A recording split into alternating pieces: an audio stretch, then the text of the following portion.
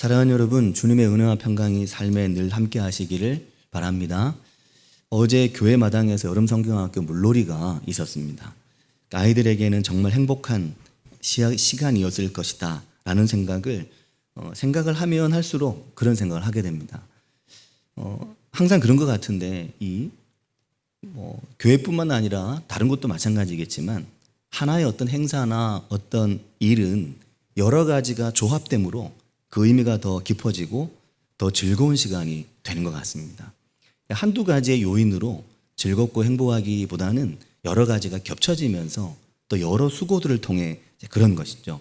어제의 물놀이, 이 워터파크는 단지 기대되고 설레는 그 워터 슬라이드 위에서 막 미끄럼 타고 쫙 내려오는 애들은 정말 짜릿하겠더라고요.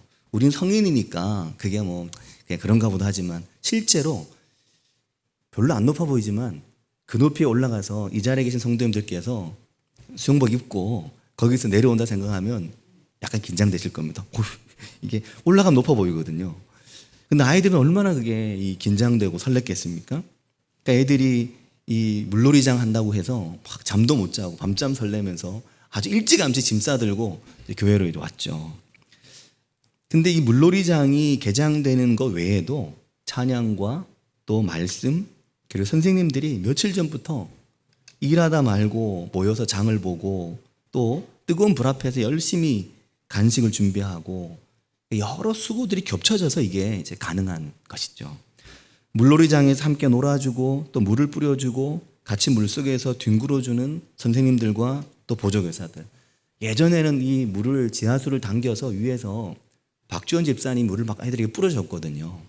약간 위험하다고 설치해 주신 분들이 이야기를 하시기도 하고 올해는 이제 그때 엄청 재밌었습니다. 근데 올해는 이제 그렇게 안 하고 그럼 어떻게 하지? 밑에서 누가 물을 살살 뿌리나 했는데 임승철 집사님께서 밭에서 쓰는 스프링쿨러를 갖다가 달아놓으셔가지고 거기서 막 이게 자동으로 돌아가면서 물이 나와서 애들이 아주 신나는 시간을 가졌죠. 근데 이것을 가능하게 하려고 선생님들과 청소년 중에 보조교사들은 또 그 사이에 들어가서 열심히 같이 놀아주고 물도 뒤집어 쓰고 그렇게 하면서 또 어제 엊그제죠. 저녁 내내 교회 마당에 김종진 집사님의 지하수 모터를 이게 봄에 이거 안 썼거든요. 물이 잘 안 나와서 이걸 고쳐가지고 결국 거기에서 물이 나오도록 남선교회에서 수고해 주셔서 그 은혜와 즐거움이 2배, 3배가 되게 된 것입니다. 어릴 때 제 기억에도 그랬던 것 같습니다. 여름 성경학교는 항상 가장 큰 교회 행사였죠. 제가 어릴 때 교회 행사에 양대 산맥, 저랑 비슷한 나이에 있는 분들은 공감하시겠지만 교회 행사 양대 산맥이라고 하면 여름 성경학교와 성탄절이었습니다. 조금 크면 이제 수련회와 성탄절이 되죠. 성탄 전야에 교회 학교 발표회와 새벽송 정말 최고였죠. 볼 게 지금처럼 많지 않은 때에 또 학교 발표회가 그때는 그렇게 일반화되지 않았던 때에 저도 이제 그 시절 사람인 거죠. 근데 교회 학교 발표회는 성탄절 발표회는 교회 어른들에겐 정말 특별한 1년 중에 볼거리였죠. 아이들이 유일하게 발표회라는 걸 하는 게 교회에서 성탄절이었으니까요. 자기 솜씨와 또 교회 생활을 하지 않는 부모님들도 그분들에게 아이들이 내가 이렇게 교회를 다닌다 하는 걸 뽐낼 수 있고 어머니 아버지도 그냥 찾아오셔서 교회는 안 다니지만 오셔서 보시고 또 간식 같이 나누고 그랬던 때죠.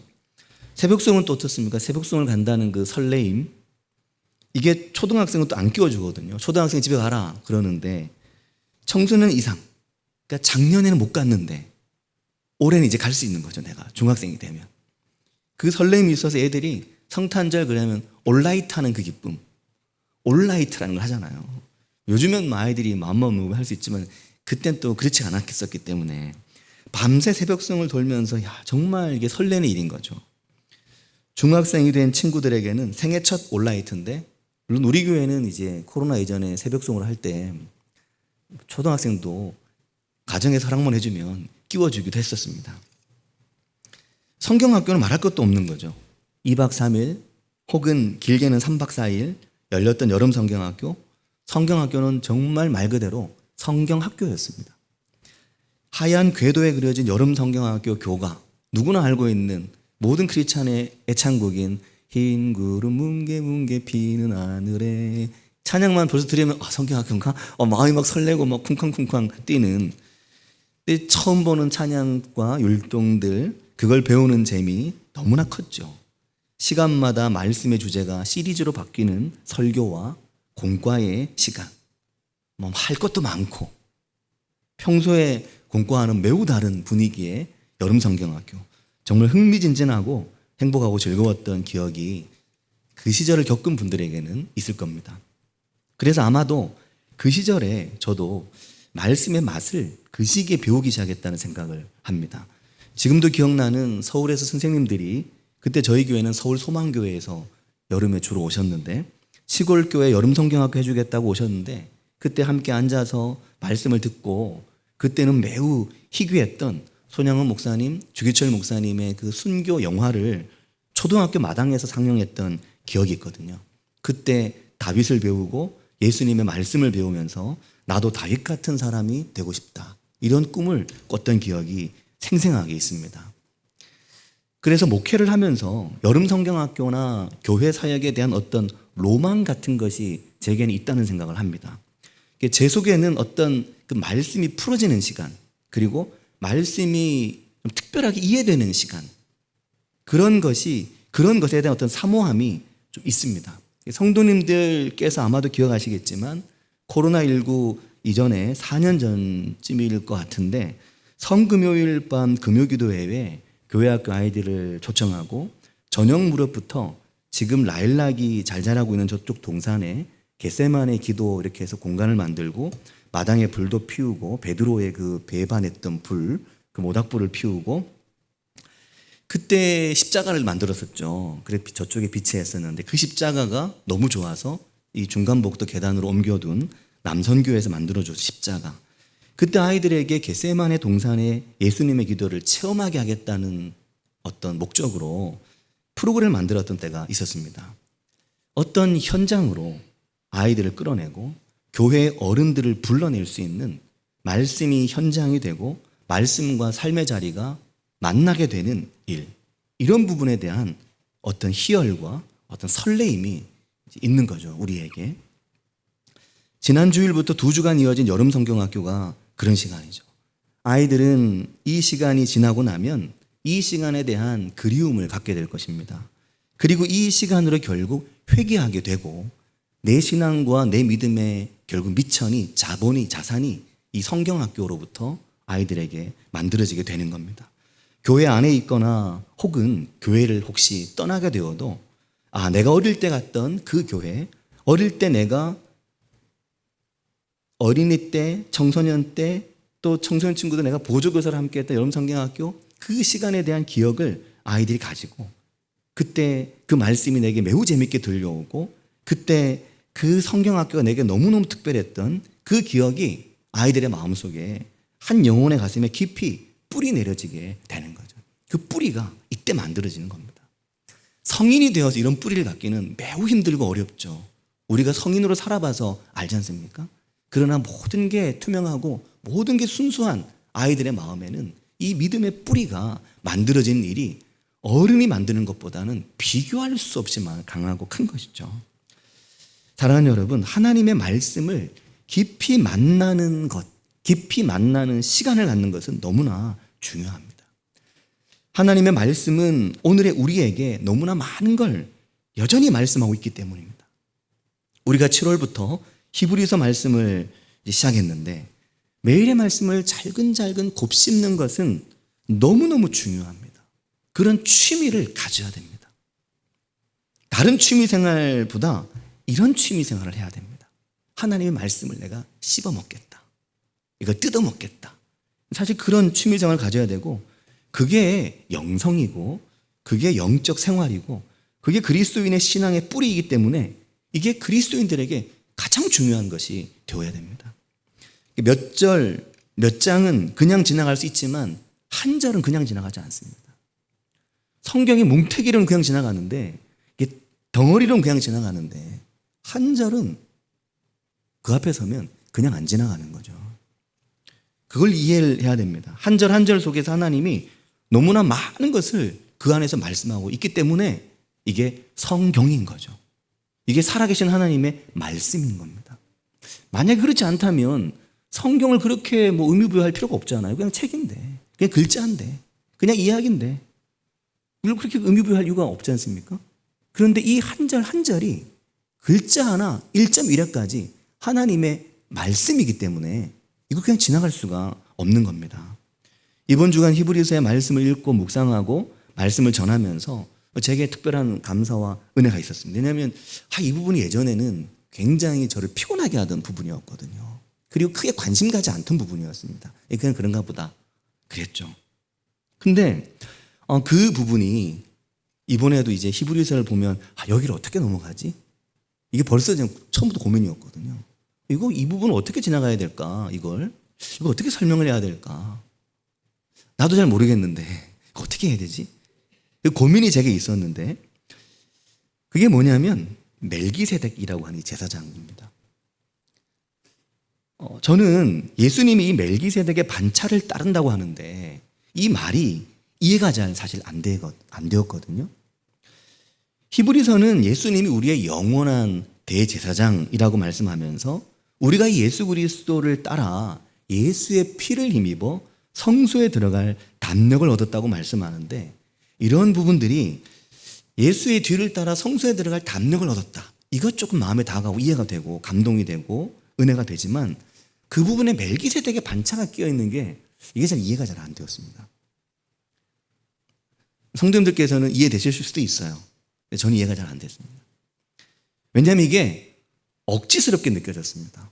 이거 억지인데? 막 끼워 맞춰놓은 것 같은데? 히브리서가 좀 무리한 이야기를 하고 있는 것 같은데? 그런 느낌? 왜냐하면 원래 제사장은 제사장 계열에서만 세워지게 되어 있는 거죠. 레위의 이 아론의 반차에서 제사장이 세워지게 돼 있는 겁니다. 근데 왜 예수님이 멜기세덱의 반차지? 물론 그 이야기가 창세기에 나오긴 합니다. 하지만 이게 받아들여지지가 않았습니다. 우리가 얼마 전에도 역사서 말씀을 볼 때 보았지만 북이스라엘의 가장 큰 문제는 하나님께서 북이스라엘을 결국 완전한 패망에 이르도록 버려두신 가장 큰 이유는 북이스라엘의 예배와 성전, 제사장들의 그 순수성이 완전히 파괴되고 망가져버렸기 때문입니다. 제사장의 혈통을 무시하고 제사장의 반차를 무시해버리고 북이스라엘이 유다에서 떨어져 나가면서 왕이 된 여로보암이 제사장을 자기 마음대로 세운 거죠. 이것은 역사서에서 큰 획을 긋는 사건입니다. 하나님의 제사장을 자기 마음대로 세운다? 성경은 이것이 얼마나 큰 죄인지 이것 때문에 북이스라엘은 패망하고 그 북이스라엘의 20명이 넘는 왕 중에 단 한 명도 선한 왕이 없는 그렇게 패망하고 결국 끝나버리는 그 이유가 제사장의 반차를 무시한 그것 때문이었거든요. 제사장을 레위의 후손에서만 그 중에서도 아론의 후손에서만 세우게 되어 있었습니다. 그런데 이 하나님의 기준을 북이스라엘이 완전히 무시하고 여로보암은 자기 마음대로 제사장을 아무나 막 세운 겁니다. 그런데 히브리서를 읽어보면 예수님이 우리의 영원한 대제사장이라고 말씀을 하는데 예수님은 우리가 알듯이 유다 지파의 후손으로 세상에 태어나셨지 레위의 후손이 아니고 아론의 후손도 아닙니다. 예수님은 하나님의 아들이시니까 그냥 모든 게 다 된다는 그런 식으로는 우리의 영원한 대제사장이라고 말씀하기에는 약간 뭔가 설득력이 떨어진다라고 느낄 수 있죠. 물론 하나님의 아들이시니까 하나님의 아들이신데 여기 두 말 세 말 뭐 필요해? 하나님의 아들이시고 영원한 대제사장이시고 또 창세기에 또 그와 연관된 말씀도 있고 그러니까 그냥 되지 그게 무슨 문제야?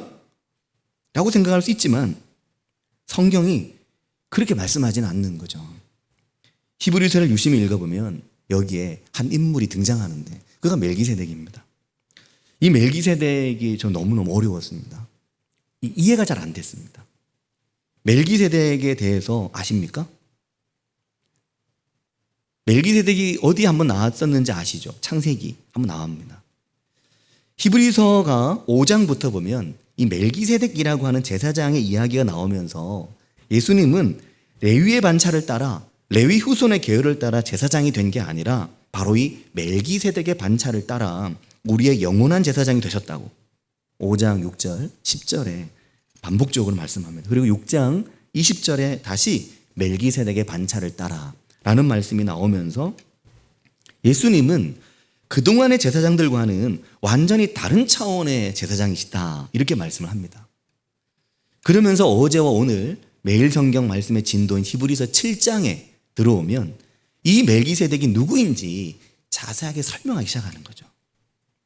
사랑하는 여러분, 7월 한 달간 앞으로 남은 이제 3주간 히브리서 말씀이 이어지게 되는데 어른들의 여름 성경학교가 시작되었음을 선포합니다. 와, 박수 쳐야 되는데. 어른들의 여름 성경학교. 주제는 히브리서. 목사 언제 하시려고요? 매일 새벽에 합니다. 현장에서도 가능하고 온라인으로도 가능합니다. 이 좋은 기회를 놓치지 마시길 바랍니다. 히브리서의 말씀을 통해서 목사가 된 지 벌써 10년도 넘은 저도 최근 들어서 이번에 멜기세덱이 이런 은혜가 이걸 발견하게 된 이 은혜를 한번 말씀을 통해서 만나보시기 바랍니다. 히브리서의 말씀 26일 화요일까지 이어지거든요. 이미 7장 한가운데 들어섰기 때문에 절반 지났습니다. 히브리서의 말씀을 통해서 이 멜기세덱이 누군지, 왜 예수님이 멜기세덱의 반차를 따르는 제사장이고 이 말이 어떤 의미인지 이걸 깨닫고 우리가 발견하게 되기를 바랍니다. 자, 멜기세덱이 누구인지에 대한 설명은 성경의 세 곳에서 나옵니다. 히브리서 7장이 대표적이고요. 그리고 시편에는 110편 4절에 언급되고, 그리고 이제 나머지 한 곳, 중요한 이 한 곳이 바로 창세기 14장 17절 이하에서 20절까지 정도 나오는데, 창세기 14장과 히브리서 7장이 아주 깊이 연결되어 있는 겁니다. 이 연결은 우리가 오랫동안 곱씹고 묵상하고 이것을 통해 우리에게 말씀하신 하나님의 은혜를 기다리고, 이것을 통해 하나님께서 우리에게 이 멜기세덱의 반차를 따르는 예수 그리스도를 통해 하나님이 이 구원의 은혜를, 이 놀라운 은혜를 이미 성경이 시작되는 창세기에서부터 시작하고 있다는 이 놀라운 사실을, 이 은혜를 우리가 받고 누릴 수 있게 되길 바랍니다. 단지 지식의 문제가 아닙니다. 그거 알고 있는데요, 이 문제가 전혀 아닙니다. 이것을 통해 하나님의 구원의 역사와 구원의 경륜이 오늘 내 인생 가운데 매우 치밀하고 매우 깊게 너무너무 촘촘한 거물줄처럼 내 인생을 감싸고 있다는 것을, 이것을 발견하게 되는 은혜가 있길 바랍니다. 저는 예전에 이 창세기 14장 읽을 때마다 이 부분이 너무너무 의아했습니다. 우리가 2해 전에 2020년 1월 달에 창세기를 했거든요. 근데 창세기 14장은 아브라함이 그돌라오멜이라고 하는 왕, 이 그돌라오멜이라고 하는 왕과 또 그와 함께 연합한 디달 왕, 아므라벨 왕, 아리옥 왕, 이렇게 4명의 왕들에게 조카 롯이 소돔과 고모라에 살다가 롯이 그때 잡혀갔죠. 그때 그 롯을 구하려고 아브라함이 380명의 사병을 이끌고 무려 이스라엘의 최북단인 단까지 쫓아가서 그들을 쳐부수고 조카와 그 재물과 부녀와 친척들을 모두 찾아왔을 때 이야기였습니다. 이때 말씀을 전했던 기억이 제게 있거든요. 그래서 기록되어 있는, 저장되어 있는 새벽 말씀, 그때 2020년 1월 달 말씀을 쭉 찾아보았습니다. 그런데 이때 보면 이 말씀 가운데 느닷없이 한 사람이 등장하는데, 아브라함이 돌아올 때, 승리하고 막 돌아올 때 한 사람이 여기 등장하는데 살렘 왕이라고 하는 한 사람이 나오는 겁니다. 살렘 왕. 왕의 신분을 가진 사람인데 이 살렘 왕, 이 사람이 등장하는데 그가 뭘 가지고 나오냐면 떡과 포도주를 가지고 나오는 겁니다. 아브라함을 환영하기 위해서. 전쟁에서 이기고 돌아오는 아브라함을 맞이하기 위해 떡과 포도주를 들고 나왔는데 창세기 14장 18절을 보면 이렇게 말씀하거든요. 그는 지극히 높으신 하나님의 제사장이었더라.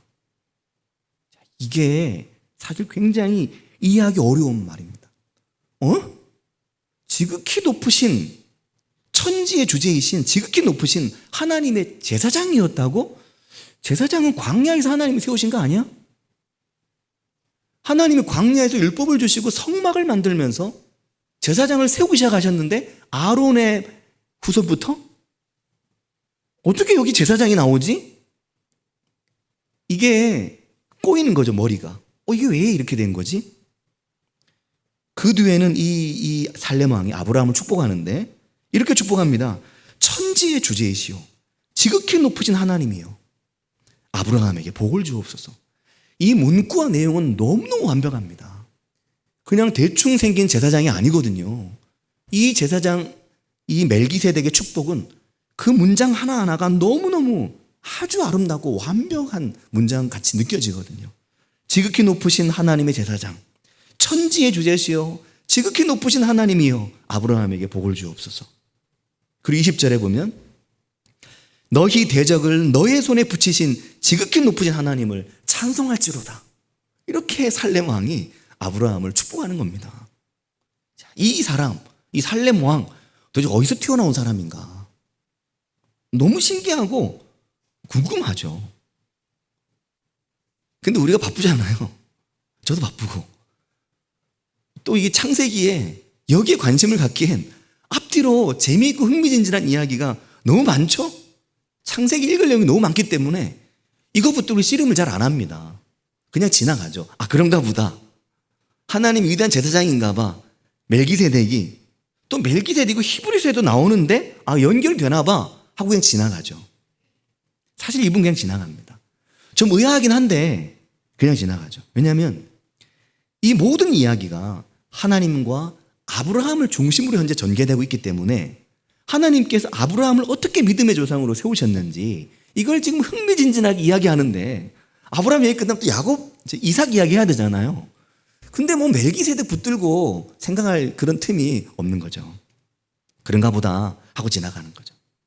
그런데 이 지나갈 수 있는 이야기를 히브리서가 안 지나가는 겁니다.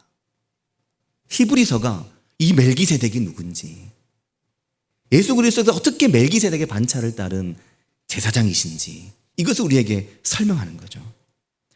지극히 높은 하나님의 제사장 이름이 나올 때가 사실 그때가 아닌데, 제사장은 한참 뒤에 광야에서 성막을 짓게 하시고 율법을 주시면서 그때 제사장들이 등장하기 시작하는데 이 사람은 누군가?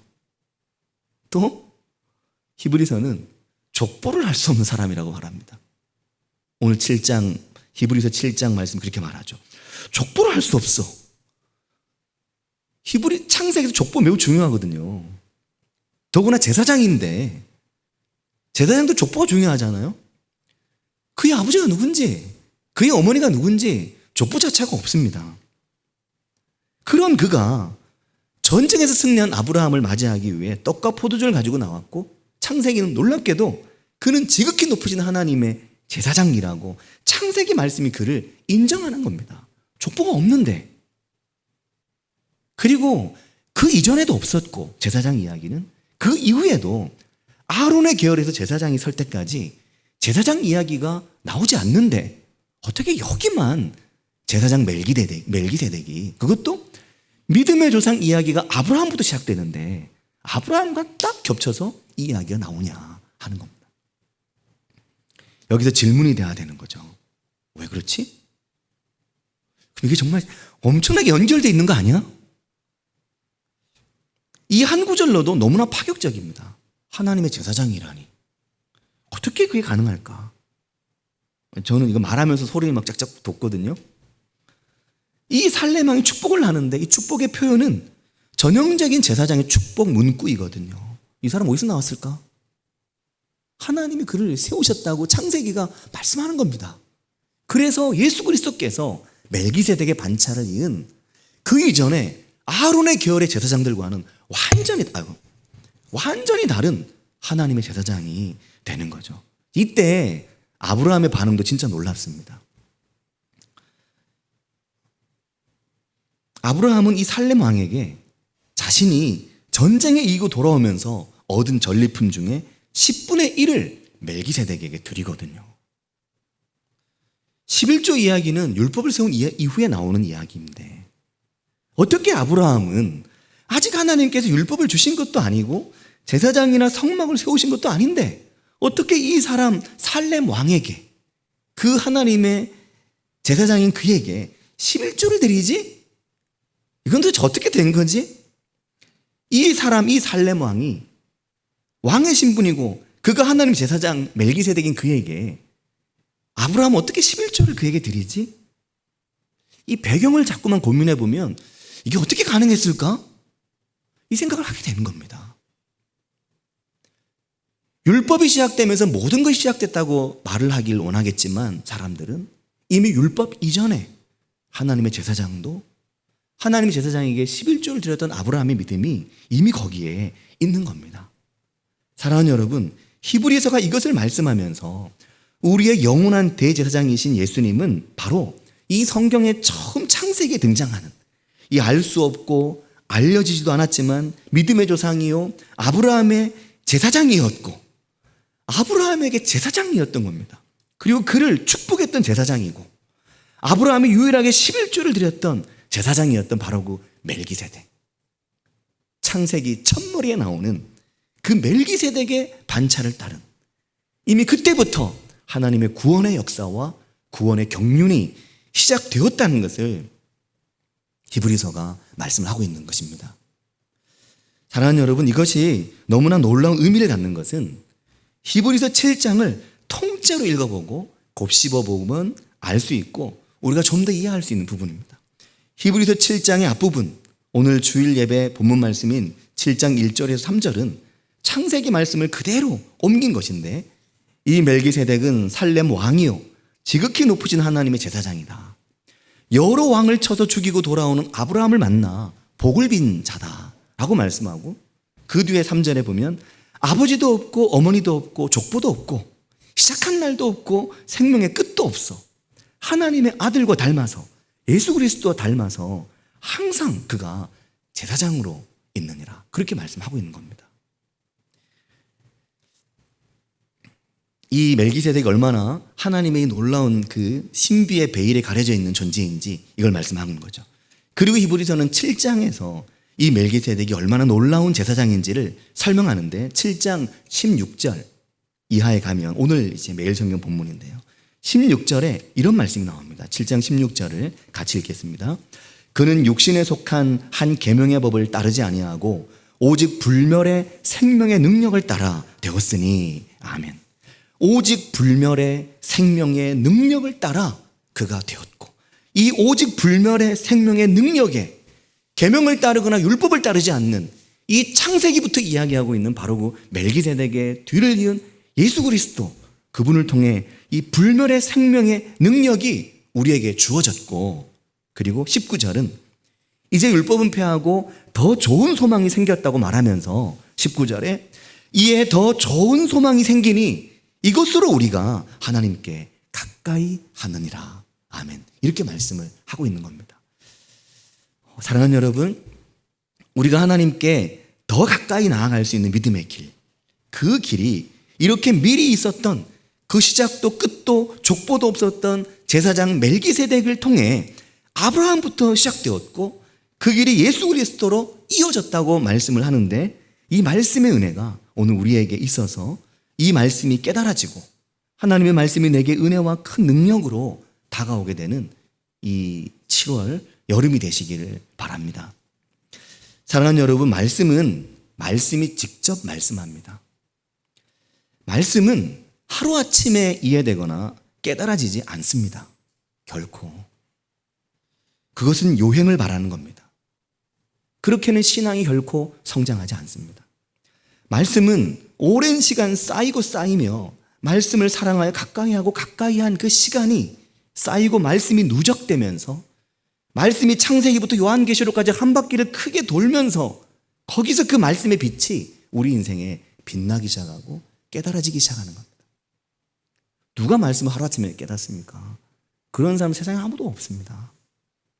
성령의 감동으로 된 이 말씀이 그렇게 하나님의 말씀을 사랑하지 않고 하나님의 말씀을 사모하지 않는 이에게 그런 은혜를 주지 않습니다.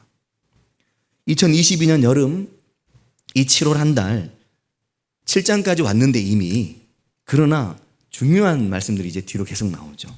이 히브리서의 말씀과 친해져 보시길 바랍니다. 친해져 보시길 바랍니다. 여름 성경학교 한다고 생각하시길 바랍니다. 저도 그 생각을 하고 이 말씀을 계속해서 준비하고 함께 나누려고 합니다. 하나님의 말씀이 우리에게 어떻게 말씀하시는지, 교회 어른들의 여름 성경학교는 어떤 모습일까, 이것을 생각하면서 내일 새벽에도 말씀을 통해 우리가 함께 어른들의 여름 성경학교, 히브리서가 우리에게 무엇을 말씀하시는지 깨닫게 되기를 바랍니다. 같이 기도하겠습니다.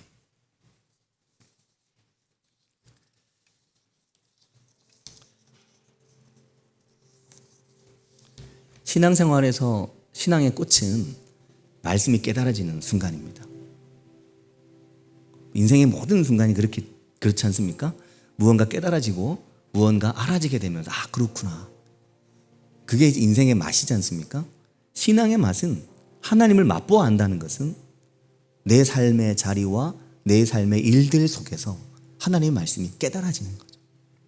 내 삶의 곤고하고 아픈 내 인생의 가장 큰 기도 제목에 하나님의 말씀이 빛을 비추기 시작하시는 겁니다. 하나님의 말씀이 내 인생을 조명하고 하나님의 말씀이 내 인생을 터치하시기 시작하시는 거죠. 설교가 아니고, 그것은 어떤 좋은 책의 이야기가 아니고 성경의 말씀이 내 인생을 터치하기 시작하는 겁니다. 그 은혜를 사모해야 되고 그 은혜를 갈망해야 됩니다. 그렇게 아이들을 만들려고 성경학교를 하는 거거든요. 성경학교 잃어버린 어른, 말씀의 그 맛을 잃어버린 어른으로 우리가 살면 안 됩니다. 하나님의 말씀이, 이 히브리서의 말씀이 영원한 멜기세덱의 반차를 따른 예수 그리스도, 내 인생에 무엇을 말씀하시는지 하나님, 내가 듣고 싶습니다. 내가 알고 싶습니다. 이 말씀을 통해 정말 내가 그 하나님을 알고 싶습니다. 이제 같이 한 목소리로 우리 기도하겠습니다. 하나님 아버지, 우리 인생의 주의 말씀을 깊이 알고 깨닫는 은혜가 저희 인생에 있도록 하나님 우리를 도우시고 우리를 인도해 주시기를 주님 원합니다. 하나님의 말씀을 어른인 내가 어떻게 이해하고 깨달을 수 있을까? 이 말씀이 내 인생에 무엇을 말씀하고 있을까? 창세기부터 시작된 이 하나님의 놀라운 말씀, 멜기세덱을 통해 주신 이 하나님의 놀라운 은혜, 이미 시작된 하나님의 은혜, 이미 시작된 하나님의 말씀, 내 인생을 관통하며 성경을 관통하며 내 삶을 관통하며 나이가 태어나기 전부터 시작된 하나님의 이 놀라운 은혜, 그리스도 예수를 통한 구원의 은혜, 이 은혜가 우리에게 있다고, 이 은혜에 붙들려 이 은혜에 사로잡혀 살려고 말씀하는 하나님 아버지, 히브리서의 말씀을 통해 하나님 창세기를 이해하고, 히브리서의 말씀을 통해 하나님을 이해하며, 히브리서의 말씀을 통해 멜기세덱의 반차를 따라 이 땅에 오신 예수 그리스도를 깊이 만나며 그 믿음으로 그 보좌 앞으로, 그 은혜의 보좌 앞으로 담대히 나아가는 저희들이 될 수 있도록 주님 우리를 도우시고 우리를 인도해 주시기를 원합니다. 아버지 역사하여 주시옵소서. 주님 은혜를 부어주시기를 주님 원합니다. 아버지 주님 역사하여 주시옵소서. 주님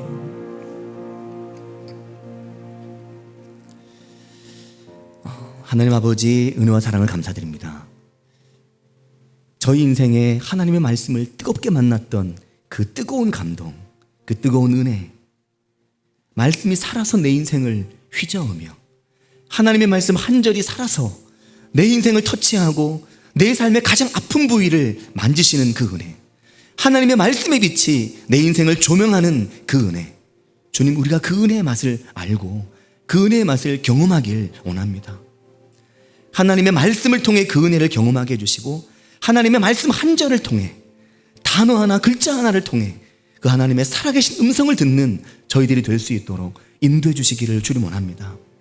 하나님 아버지, 이 놀라운 은혜가 성경의 가장 끝부분에 나오는 히브리서의 말씀 안에 멜기세덱의 반차를 따른 예수 그리스도라는 이 말씀이 이미 창세기에 믿음의 선조인 아브라함에게서부터 시작되었음을 저희들이 깊이 보고 발견하며, 이 은혜 속에서 하나님 우리에게 무엇을 말씀하시는지, 족보도 없고 뿌리도 없고 아버지도 어머니도 기록되어 있지 않고 그의 출생도 그의 마지막도 기록되어 있지 않은 이 한 사람, 그를 통해 시작된 하나님의 이 놀라운 구원의 역사와 경륜을 새롭게 보는 은혜가 저희에게 있도록 인도해 주셔서, 하나님 아버지 오늘 저희 인생의 고단함과 저희 인생의 무게와 아픔을 이 말씀의 은혜로 이기는 저희들 되게 해주시기를 원합니다. 주는 저희와 함께 하실 것을 믿고 예수님의 이름으로 기도합니다. 아멘.